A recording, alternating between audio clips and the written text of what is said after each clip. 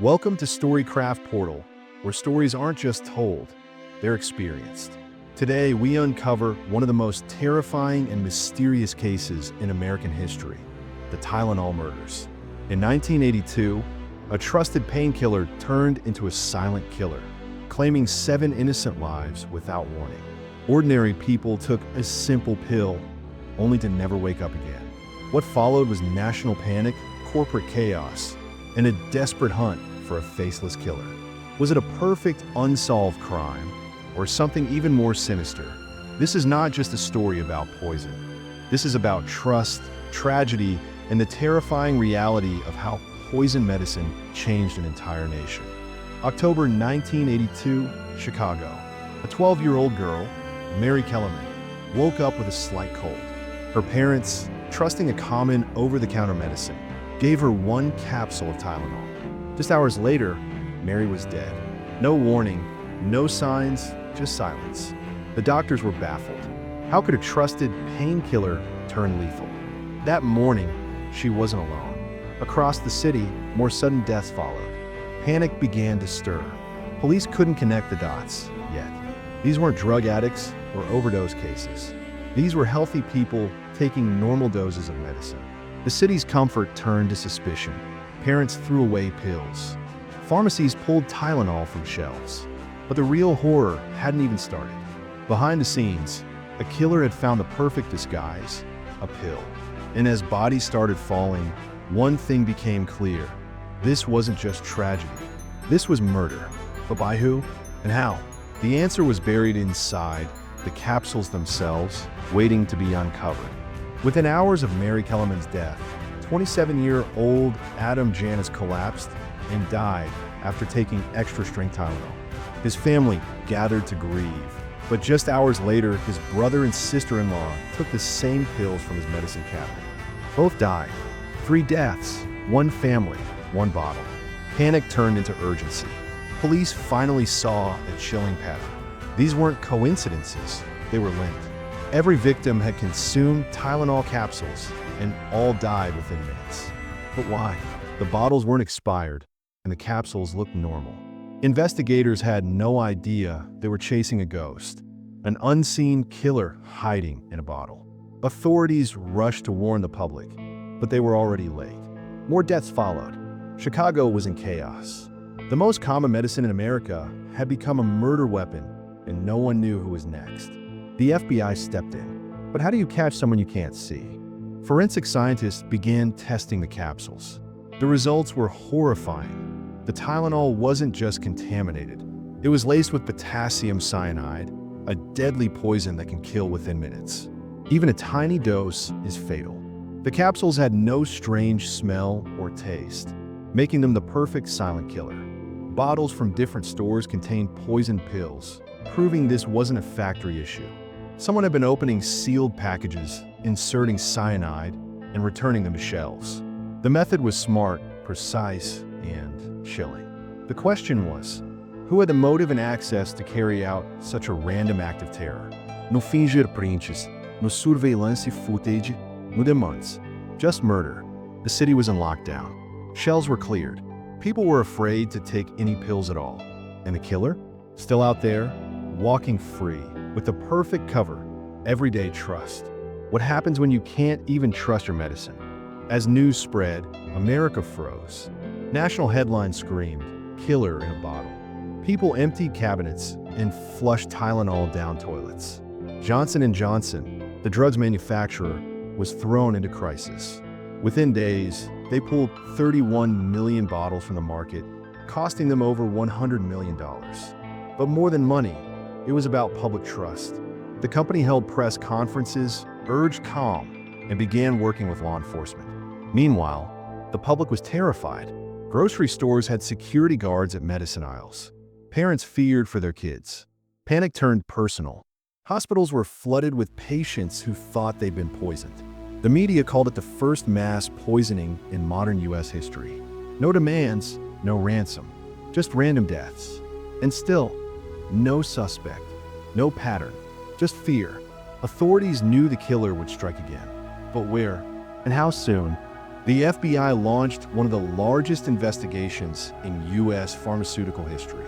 Agents worked with local police, pharmacists, and doctors. The capsules gave them nothing: no prints, no residue, no unique tool marks. Whoever did this knew how to stay hidden. Investigators followed every lead. Angry ex-employees, pharmacists, even disturbed patients. They tracked serial numbers on bottles, traced them back to distribution centers, but every path led to dead ends. Meanwhile, Johnson & Johnson developed a new kind of tamper-proof packaging, now standard worldwide. Still, the killer's identity remained a mystery. Letters claiming responsibility surfaced but were dismissed as hoaxes. No one knew why the killer did it. Money? Revenge? Thrill? Or something more sinister? The case had no logic, no pattern, and worst of all, no motive. A faceless killer had turned the world's most trusted painkiller into a weapon, and he was still out there. As panic gripped the nation, an unexpected twist emerged. A man named James W. Lewis sent a letter to Johnson & Johnson, demanding $1 million to stop the killings. He claimed to be behind the Tylenol poisonings. The FBI acted fast. Lewis was arrested. But soon, cracks appeared in his story. He lived in New York, far from Chicago where the murders took place. There was no physical evidence linking him to the bottles. Still, authorities charged him, not with murder, but with extortion. He was sentenced to 20 years. The public hoped the nightmare was over. But in truth, they had no real suspect. The letter was likely a scam to profit from a national tragedy. The real killer? Still unknown. Lewis's arrest brought headlines, not closure. Investigators were back to square one. If he wasn't the killer, then who was? And why did they stop? Or had they? The Tylenol case exposed a terrifying weakness: open access packaging. Medicine bottles could be opened, tampered with, and resealed without detection. Johnson & Johnson responded quickly. In a historic move, they introduced triple-seal tamper-proof packaging: foil seals, plastic neckbands, and box seals. It changed the entire pharmaceutical industry forever. Soon, the U.S. government passed laws requiring tamper-evident packaging for all over-the-counter medicines. This tragedy reshaped safety across the globe. But safety couldn't solve everything. Fear still lived in the public's mind. Sales of Tylenol dropped by 90%, a brand destroyed overnight. Johnson & Johnson's honest handling of the crisis later helped them recover, but slowly. People had learned a dark lesson. Even in a safe home, a pill could kill. As the world moved toward prevention, one question remained. Had the killer gone into hiding, or were they planning to strike again in some new, unsuspecting way? Years passed. No new deaths, no new threats. The Tylenol case slowly faded from headlines, but for investigators, it remained active. The FBI maintained files, tested new evidence techniques, and even revisited the capsule chemistry as forensics evolved. But the killer had vanished. No one came forward, no one confessed, and no matching crimes appeared. The Tylenol murders became one of America's most frustrating cold cases. Occasionally, new suspects were questioned, but each time, the evidence failed. The public remained haunted, not just by the crime, but by the silence that followed. Was the killer dead or watching? Had they stopped because of guilt, or had they simply moved on to a new method, a new target? This wasn't just a case, it was a ghost, one that refused to be caught. And in that quiet, police feared the most dangerous type of criminal, the one who knows when to stop. With no killer found, theories began to swirl. Some believed it was an insider, someone in the supply chain. Others claimed it was a random psychopath experimenting with fear. Some even suggested corporate sabotage. In 2009, James W. Lewis was again questioned when police reopened the case using DNA and modern forensics. But nothing concrete emerged. Theories outpaced evidence. A few speculated it was the perfect crime, done once, effectively, and never repeated. Experts called it a rare case of product terrorism, a crime committed to erode public trust, not for personal gain. Despite the leads, no one was charged with murder. The Tylenol murders remained terrifying not just because of what happened, but because it could happen again anywhere with any product. And maybe that was the killer's true motive. Not death, but fear.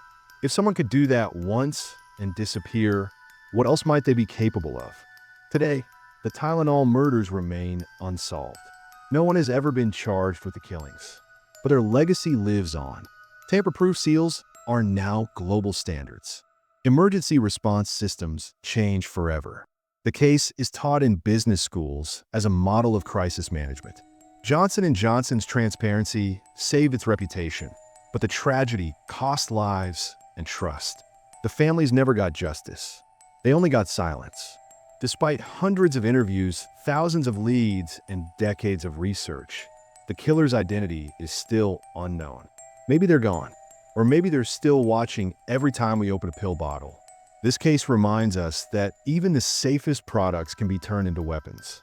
The Tylenol poisonings weren't just about death, they were about vulnerability. And the most chilling part? It could happen again. Because the killer didn't just take lives, they changed how the world sees safety.